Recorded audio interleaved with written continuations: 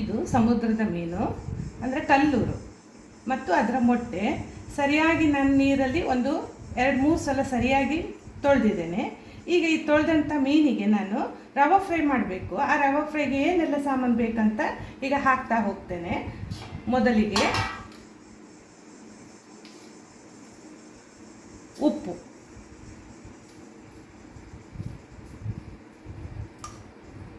ಹಾಗೆ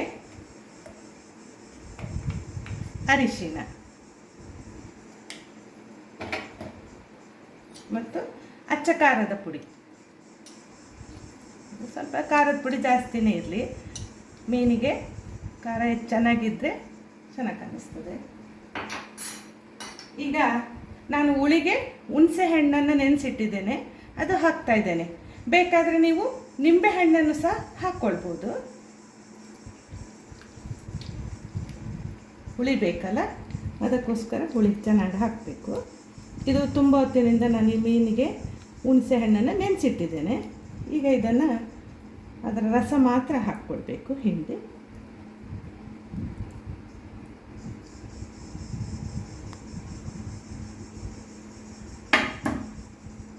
ಈಗ ಇದು ಕಲಿಸ್ಕೊಳ್ತೇನೆ. ಸ್ವಲ್ಪ ನೀರು ಕಡಿಮೆ ಆಯಿತು ಅಂದರೆ ಇದು ಹುಳಿ ಅಂಶ ಕಡಿಮೆ ಆಯಿತು ಅಂದರೆ ನೀರು ಮಿಕ್ಸ್ ಮಾಡ್ಕೊಳ್ಬೋದು. ನೀರು ಹಾಕ್ತೇನೆ, ಚೂರು ನೋಡ್ಕೊಂಡು ಹಾಕ್ಕೊಳ್ಬೇಕು.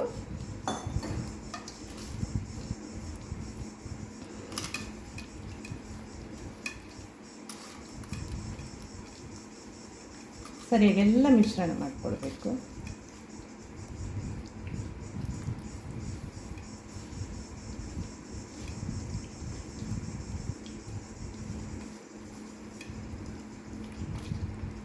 ಈಗ ಈ ತೊಳೆದು ಇಟ್ಟಂಥ ಮೀನಿಗೆ ಈ ಎಲ್ಲ ಮಸಾಲವನ್ನು ಸರಿಯಾಗಿ ಎಲ್ಲ ಕಡೆ ಸೇರುವ ಹಾಗೆ ಒಂದೊಂದಾಗಿ ಕಲಿಸ್ತಾ ಹೋಗಬೇಕು.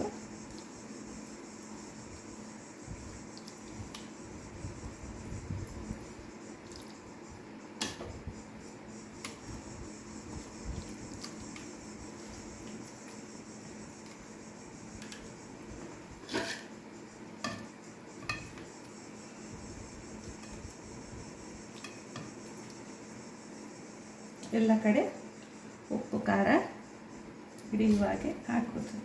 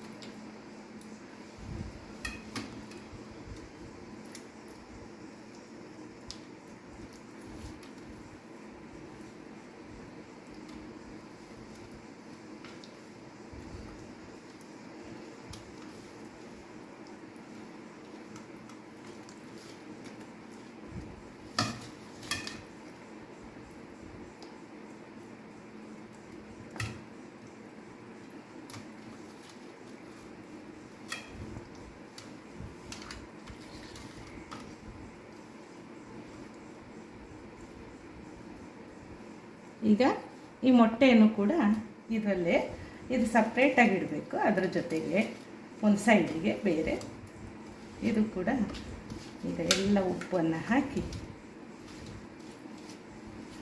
ಹೀಗೆ ಒಂದು ಬೇರೆ ಬಟ್ಲದಲ್ಲೂ ಸಹ ಇಟ್ಕೊಳ್ಬೋದು.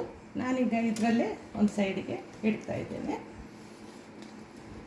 ಈ ಇಟ್ಟಂಥ ಮೀನು ಒಂದು ಅರ್ಧ ಗಂಟೆ 1 ಗಂಟೆ ಅಥವಾ ಅದಕ್ಕೂ ಹೆಚ್ಚು ಸಮಯ ಅದು ಇದರಲ್ಲಿರೋದ್ರಿಂದ ಅದು ಸರಿಯಾಗಿ ಉಪ್ಪಿನ ಪ್ರಮಾಣ, ಖಾರ, ಹುಳಿ ಎಲ್ಲ ಸೇರಿಕೊಳ್ತದೆ. ಆನಂತರ ಇದನ್ನು ಫ್ರೈ ಮಾಡೋದು.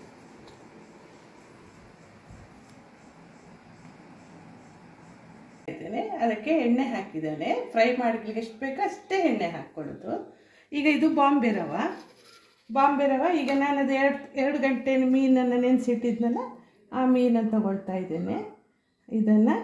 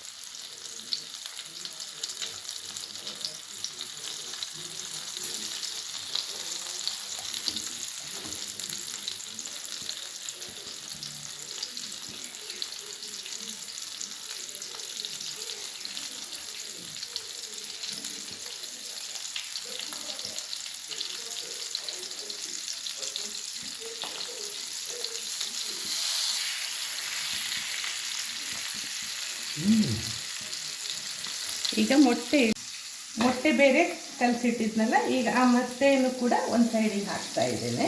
ಇಲ್ಲೇ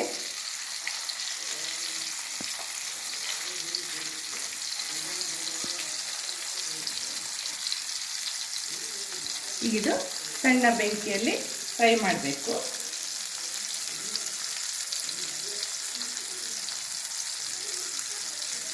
ಬೆಂದಿರ್ತದೆ. ಈಗ ಮೆಲ್ಲಕ್ಕೆ ತಿರುಗಿಸ್ತೇನೆ.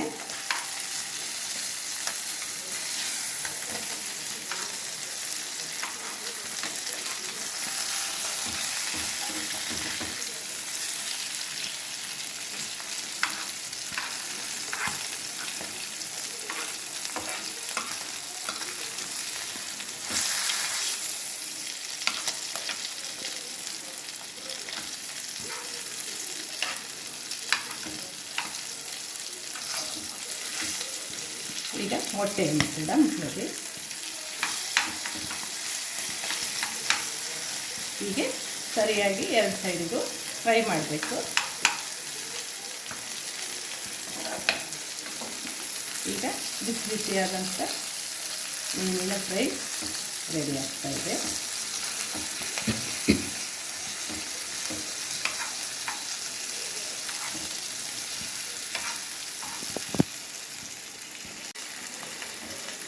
ಕಲ್ಲೂರು ಮೀನಿನ ರವಾ ಫ್ರೈ ತಿನ್ನಲು ರೆಡಿಯಾಗಿದೆ.